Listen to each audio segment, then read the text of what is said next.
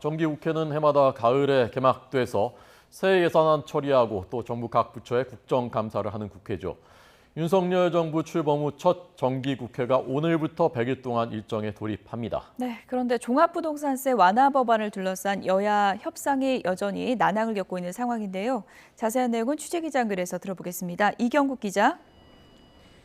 네, 국회입니다. 네, 정기국회 일정이 오늘부터 시작되는 거죠? 네, 맞습니다. 오늘 오후 개회식을 시작으로 9월 정기국회가 본격적인 일정에 돌입합니다.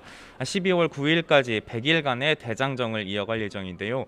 오는 14일과 15일에는 교섭단체 대표연설이 예정돼 있고 10월에는 국정감사도 예정이 돼 있습니다. 국민의힘 권성동 원내대표 이번 정기국회를 이 정부의 국정과제를 힘있게 뒷받침하고 민생경제 위기를 극복하는 대도약의 국회로 삼겠다고 강조했습니다. 민주당 박홍근 원내대표는 하지만 윤석열 정부를 향해서 민생이 아닌 대통령실 이전에만 진심이라고 아침 회의에서 비판을 했습니다. 여야의 법안을 둘러싼 신경전은 일찍이 시작이 됐습니다. 1가구 1주택자 등에 대한 종부세 부담을 낮추는 법안을 놓고 경론을 이어가고 있는 겁니다. 국민의힘이 종부세 부과 기준을 12억 원으로 설정하는 절충안을 냈지만 민주당은 공정시장 가액 비율을 문제 삼고 있습니다. 민주당 김성환 정책위 의장은 KBS 라디오에서 공정시장 가액 비율을 60%까지 낮추면 부자들에게만 큰 혜택이 돌아간다며 거듭 비판했고요.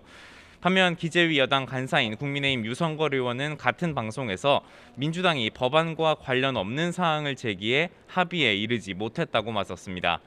일단 여야는 협상을 이어간다는 전망인데 관련 법안이 오늘 오후 본회의에서 처리될 수 있을지 주목이 됩니다. 오늘 국회 예산결산특별위원회는 비경제 부처에 대한 종합정책 질의를 진행합니다. 대통령 취임식 초청 명단 논란 등 현안을 두고 여야가 또 한 번 격돌할 것으로 보입니다. 네, 여야 각 당 상황도 듣겠습니다. 자, 먼저 국민의힘은 오늘 어떻습니까? 네, 어제 서병수 전국위원회 의장의 사퇴로 국민의힘의 새 비대위 출범에는 속도가 붙는 모습입니다.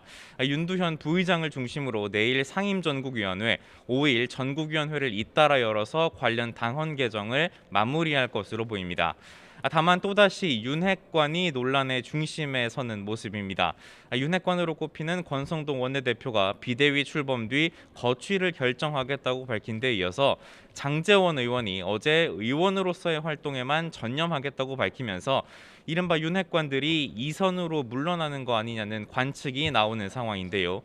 다만 비판 여론을 고려한 일시적 전략적 후퇴라는 분석도 있습니다. 당장 이준석 전 대표는 위장 거세쇼라고 거세게 비난을 했고 오늘은 SNS를 통해서 윤핵관들이 비대위를 둘러싼 모순적인 주장을 하고 있다고 비판했습니다. 새 비대위 출범에 반발하고 있는 안철수 의원도 윤핵관을 패거리로 규정하는 건 좋지 않다면서도 자신을 대선 1등 공신으로 평가했던 권성동 원내대표를 향해서 그 같은 평가는 국민이 하는 거라고 꼬집었습니다.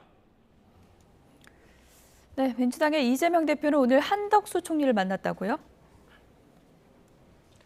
네, 이재명 대표 오늘 예결위 참석을 위해 국회를 찾은 한덕수 국무총리와 만났습니다.